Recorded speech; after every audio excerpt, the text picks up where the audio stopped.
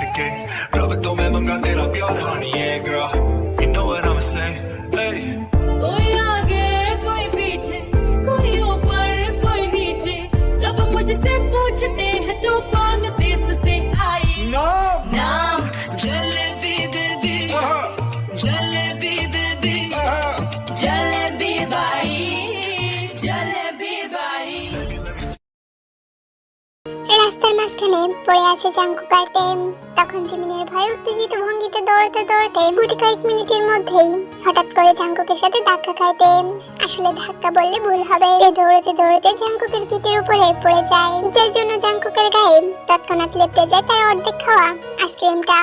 এতটুকুতেও তের সিন শেষ হয়নি, তারপর যেটা হয়েছিল সেটা আরো করুণ দশা। তে জাঙ্কুকের পিঠে ধাক্কা খেয়ে পড়তে গিয়ে নিজেকে বাঁচাতে তৎক্ষণাৎ শক্ত মুঠোয় জাঙ্কুকের গলাটা আঁকড়ে ধরতে চাইলেই ঘটে হিতে বিপরীত। জাঙ্কুকের পেছনের কাপড়টা ছিঁড়ে পড়ে ঠাস করে জাঙ্কুক সহ রাস্তায় পড়ে গেল তে। নিচে পড়ে কোনোই আর কোমরে ব্যথা পেয়ে মাগো বলে মৃদু চিৎকার করে উঠল তে। আর পাশে তাকাতেই দেখলো একটা দামি আইফোন তার হাতের কাছে রাস্তায় পড়ে গড়াগড়ি খাচ্ছে। মোবাইলের ডিসপ্লের যে অবস্থা, এই ফোন ইহকালে ঠিক হবে বলে তের মনে হচ্ছে না। তের ছোট মাথায় তখনই প্রশ্ন আসলো, এত দামি ফোন কে এভাবে ভেঙে ছুঁড়ে রাস্তায় ফেলে গেল? ফোনটা দেখতে অনেকটাই নতুন, এত ভালো ফোন কেউ ভাঙে কিভাবে? এই ফোনের মালিক নিশ্চয়ই উগ্রবাদী ফ্যাশন বড়লোক হবে। টাকার গরমে রাস্তায় এত দামি ফোন ভেঙে চলে গিয়েছে, এই জাতি আর সভ্য হওয়ার নয়। কথাগুলোতে মনে মনে ভাবছিল। এক মুহূর্তের জন্য নিজের ব্যথা বলে ফোনটার দিকে তাকিয়ে আনমনেই বলে উঠল, ইস, এত দামি আইফোনটা কোন ফ্যাশনে ভাঙছে আল্লাহ জানে। মানুষ বড়লোক হলে যা হয় আর কি, টাকার দাম নেই এদের কাছে। কথাটা বলে হাত বাড়িয়ে ফোনটা তুলতে গেলেই তে বুঝতে পারলো তার হাত কোথাও একটা আটকে আছে। হাত নাড়াতে গিয়ে রাস্তার সাথে ঘষা লাগতেই ব্যথায় আহ করে উপরের দিকে তাকাতেই আটকে উঠল তে। আল্লাহ, আমি শেষ। এতক্ষণ যাবৎ ভুলে যাওয়া ঘটনাগুলো একে একে মনে পড়ল তের। ভয় আতঙ্কে সিটিয়ে দিয়ে জাঙ্কুকের শক্ত মুখ ফানের দিকে তাকিয়ে এক মুহূর্তে ঘাড় গড়িয়ে নিল তে। তাকালো ভাঙা ফোনটার দিকে। তখন সে যা বুঝার বুঝে গিয়েছিল, এই ফোনটা ভাঙার আসামি আসলে অন্য কেউ নয়, সে নিজেই ছিল। তখন তার আচমকা ধাক্কা লেগে জাঙ্কুকের ফোন টান থেকে নিচে পড়ে ভেঙে গেছে। নিজের ভুলের জন্য এবার বেশ জোরসোর ভাবে কান্না পেল তের। এত দামি আইফোন ভেঙে ফেলেছে সে, কি করবে বুঝতে পারছে না। এক মুহূর্তের জন্য ইচ্ছে হলো হাত পা ছড়িয়ে রাস্তায় বসে কান্না করতে। অনেক কষ্ট করে নিজের কান্না আটকে রেখে আইফোন থেকে দৃষ্টি সরিয়ে আবার মাথা তুলে অপরাধী চোখে জাঙ্কুকের দিকে তাকালো তে।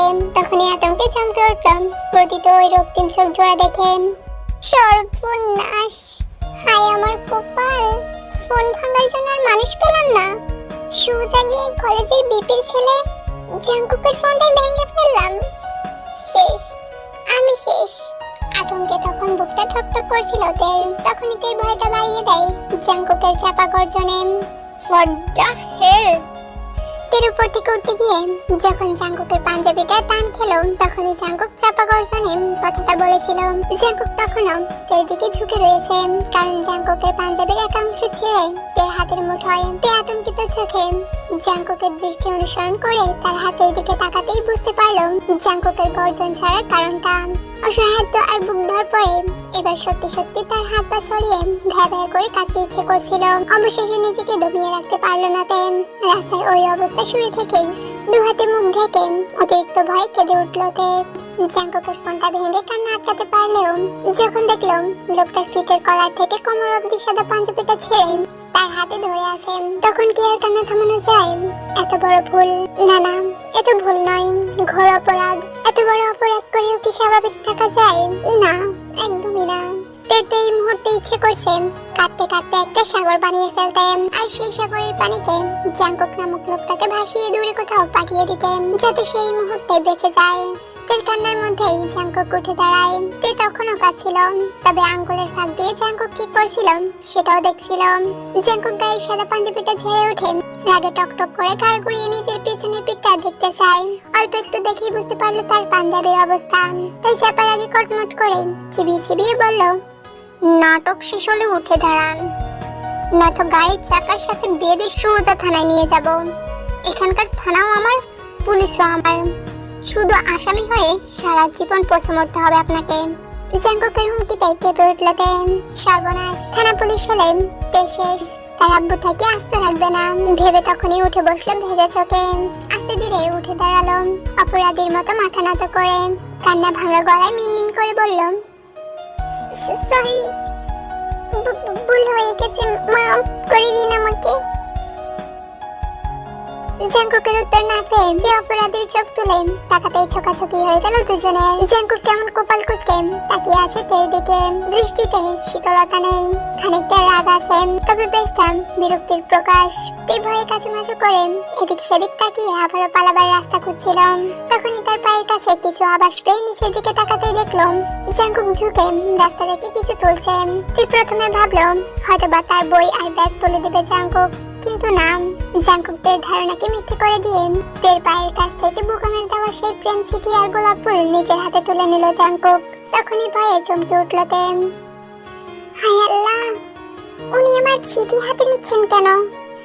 জাঙ্কুক উল্টে পাল্টে চিঠিখানা আর ফুলগুলো দেখে তের দিকে কপাল কুঁচকে তাকিয়ে প্রশ্ন করলো, লাভ লেটার?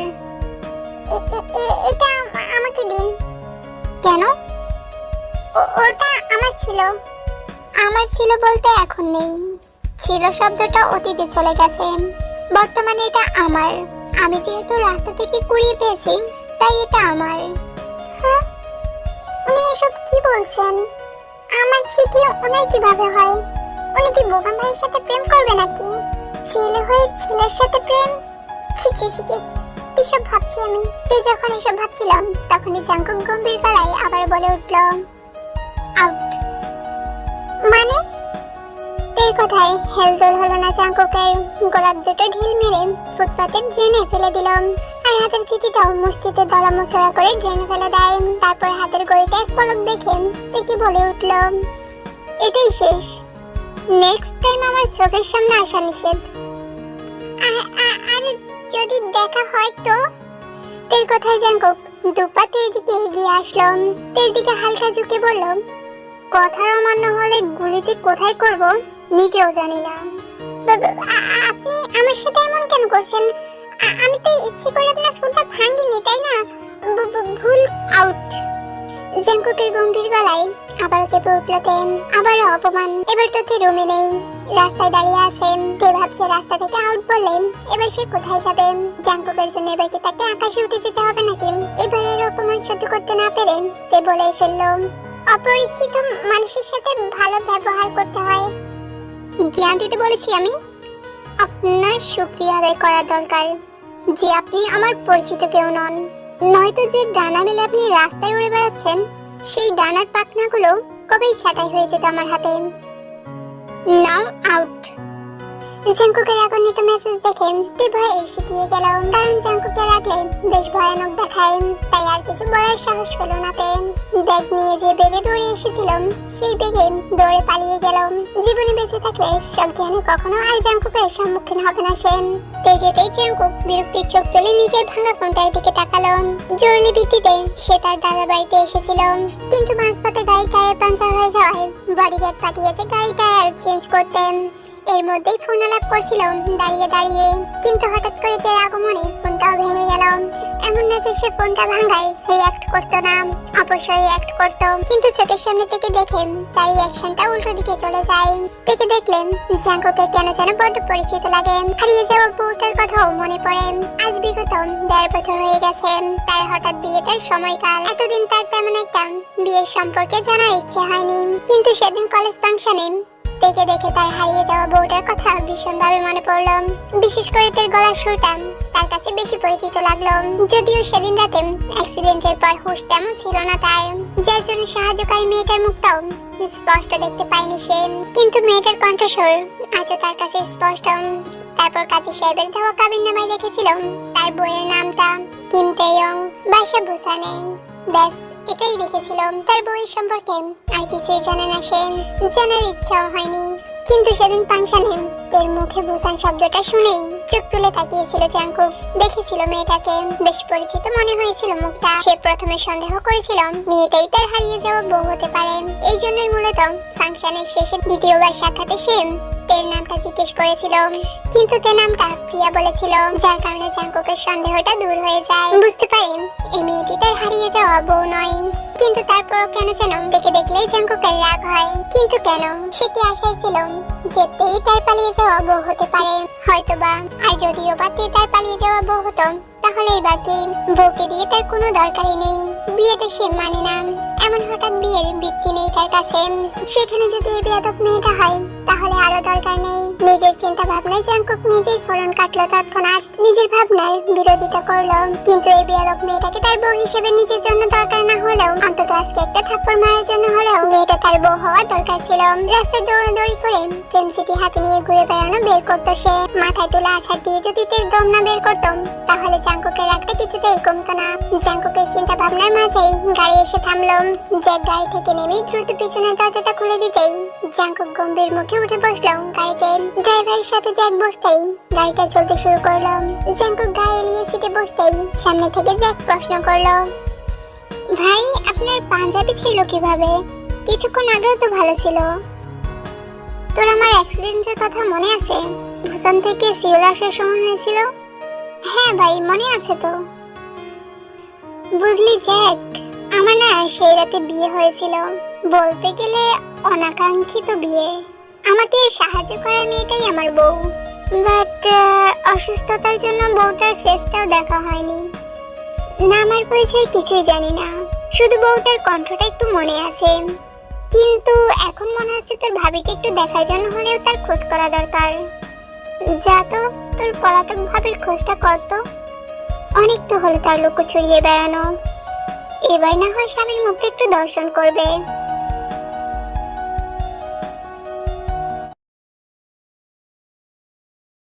তে অপরাধী মুখ নিয়ে কাচুমাচু হয়ে খাটের উপরে বসে আছে। তার ঠিক সামনে জিমিন মাথা চেপে শক্ত হয়ে বসে আছে। দুজনের গায়ে এখনো কলেজ ড্রেস। সময়টা দুপুর 2টো। বাড়িতে ফিরে জিমিন তেকে ব্ল্যাকমেল করে তার পেট থেকে সবগুলো কথাই বের করে নেয়। আর তখন থেকেই জিমিন তের হঠাৎ বিয়েটার বিষয় নিয়ে রিঅ্যাক্ট করছে, যেন ওর মাথায় আকাশ ভেঙে পড়েছে।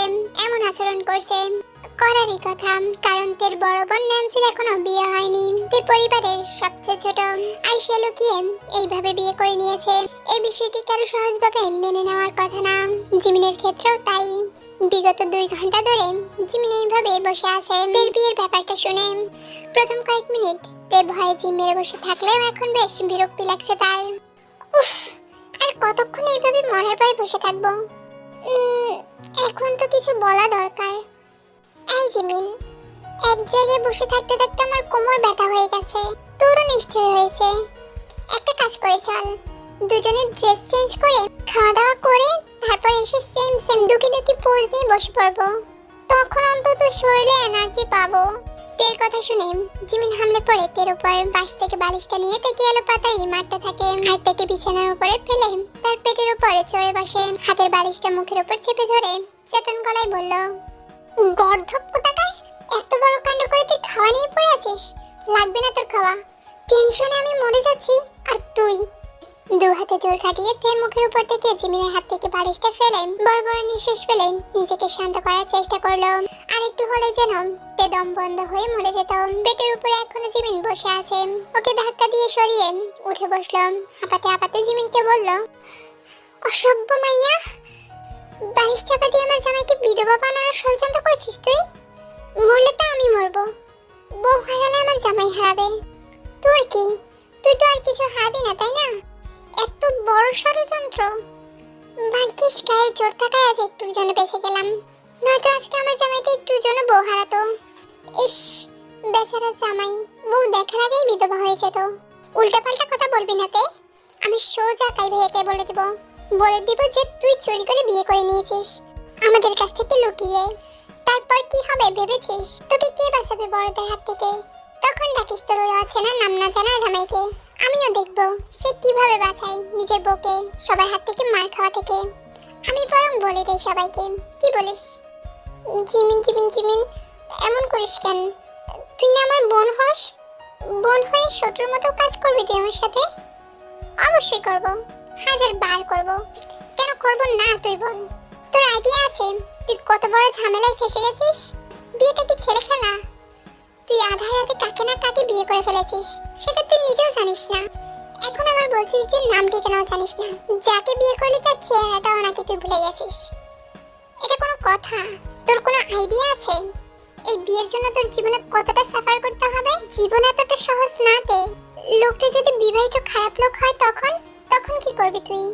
হুট করে যে বিয়েটা করে নিলি, তুই যদি কোনো খারাপ লোকের চক্করে পড়িস, লোকটার পরিচয় জানলে তো তাকে খুঁজে নিতাম, তারপর চুপি সারে ডিভোর্সটা করিয়ে নিতাম। আর তুই এটা জানিস, তুই যদি ওই লোকটাকে ডিভোর্স না দিস তাহলে কখনো বিয়ে করতে পারবি না দ্বিতীয়বার। তুই বুঝতে পারছিস তে? তোর জীবন পুরোই আটকে আছে। ওই লোকটাকে ডিভোর্স না দিলে তুই দ্বিতীয়বার বিয়ে করতে পারবি না। তুই যদি মনে করে থাকিস তুই গোপনে বিয়ে করবি, কেউ জানবে না, তাহলে তুই ভুল করবি। সরি জিমিন, আমি না ভুল করে ফেলেছি। আসলে তখন এত কিছু মাথায় আসেনি, তীব্র ভয়ে ভুল করে ফেলেছি। এখন কি করব? আর কি করবি তুই? যা করার তা আগেই করে ফেলেছিস। আল্লাহ তোকে একটু সুবুদ্ধি দান করুক। জিমিনের কথাই তুই কিছুই বললো না, চুপ করে নিচের দিকে তাকিয়ে বসে আছে। তখন জিমিন আবারও বলে ওঠে, আমাদের লোকটাকে খোঁজা দরকার তে। হ্যাঁ কেন? কেন মানে? তোর ডিভোর্সটা করিয়ে নেওয়ার জন্য। নয়তো আমাদের পরিবার যখন তোকে বিয়ে দেওয়ার কথা বলবে তখন তুই কি করবি? হ্যাঁ তাও তো ঠিক। আচ্ছা ঠিক আছে, লোকটাকে কিভাবে খুঁজবো?